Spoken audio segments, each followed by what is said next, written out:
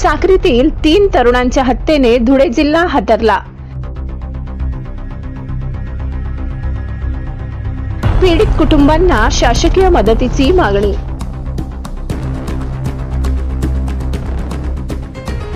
पिंपळनेर येथे दिनांक 19 फेब्रुवारी एका विवाह समारंभासाठी गेलेल्या साक्रीतील देवेंद्र पवार, सुरेश गिरी आणि साहिल गिरी या 3 निष्पाप तरुणांची गुजरातच्या सोनगडमधील युवकांनी निर्घृण हत्या केली। या घटनेमुळे संपूर्ण धुळे जिल्ह्यात तीव्र संतापाची लाट उसळली असून हत्येचा कोणताही संबंध नसताना बळी गेलेल्या तरुणांच्या कुटुंबावर आता उपासमारीची वेळ आली आहे। घरातील कर्ते पुरुष गमावल्याने या कुटुंबांचे भविष्य अंधकारमय झाले असून समस्त साक्रीकरांनी प्रशासनाकडे न्यायाची मागणी केली आहे। फक्त जे चित्रावर दिसतंय मुख्य सूत्रधार म्हणून ते बघा, त्याच्या मागे अजून कोण कोण आहे, त्याच्या मागे कोणी काय काय केलं याच्यावर नक्कीच खोल तपास करून यांना न्याय मिळावा।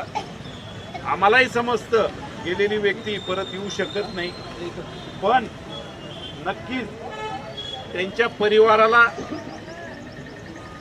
कुठंतरी न्याय मिळावा। न्याय म्हणजे काय, केसेस वर्षानुवर्ष चालतात आणि त्या केसेसचा निकाल लागतो, नक्कीच लागतो, पण निकाल लागतो तोपर्यंत आरोपी म्हातारे झालेला असतात, तोपर्यंत वेळ जातो। ही केस आशिया भारतच्या पहिली विधवा झाल्यावर तुम्ही हा बहिणीला तोपर्यंत साथ देणार, आम्हाला ते साथ नको, पण आम्हाला इन्साफ पाहिजे, आम्हाला फाशी पाहिजे, तर आमच्या मनाला खूप आनंद वाटत। आम्ही मजुरी करून पण खाऊ, भीक मागून पण खाऊ, पण आमच्या मुलगीला फाशी पाहिजे आणि पाहिजे दादा। इतकं तुमच्याकडून मी हात जोडून विनंती करते। सुरेश, साहिलची हत्या, देवाची हत्या, सुरेशची बहीण, इतकी तुम्हाला विनंती करते।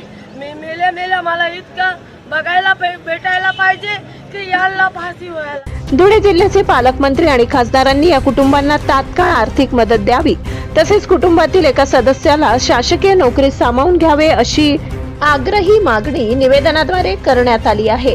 सीमावर्ती भागातील गुन्हेगारांवर कठोर कारवाई करून पीडितांना न्याय देण्याची भावना संपूर्ण तालुक्यातून व्यक्त होत आहे। ब्युरो रिपोर्ट, साक्री, सहसंपादक अनिल बोराडे। आज साक्री येथील नागरिकांनी तहसील कार्यालय येथे एक मोर्चा काढलेला आहे। दिनांक 19 रोजी लग्न समारंभात ज्या 3 व्यक्तींचा दुर्दैवी मृत्यू झाला, तर त्या पीडित कुटुंबांना न्याय मिळावा व जे आरोपी होते त्यांना फाशीची शिक्षा व्हावी याबाबतचं निवेदन या ठिकाणी नागरिकांनी आम्हाला या ठिकाणी दिलेलं आहे।